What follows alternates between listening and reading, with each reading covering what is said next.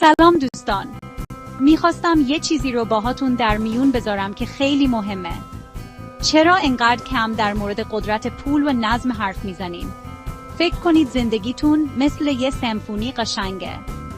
پول مثل ریتم آهنگه، ضربانی که تصمیمهای روزانه‌تون رو هدایت میکنه. نظم چیه؟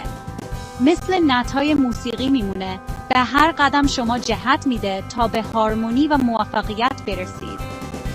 وقتی هوش مالی رو با کمی نظم و ترتیب ترکیب میکنید، یه دنیای جدید از امکانات به روتون باز میشه. ثبات مالی یعنی استرس کمتر و آزادی بیشتر. نظم به شما وضوح فکری میده، کمکتون میکنه روی هدفتون تمرکز کنید و سریعتر بهش برسید. دفعه بعدی که به بودجه یا برنامه‌ریزیتون فکر میکنید، یادتون باشه پول و نظم فقط ابزار نیستن، مثل یه شریک کمکتون میکنن. یه زندگی دلخواه برای خود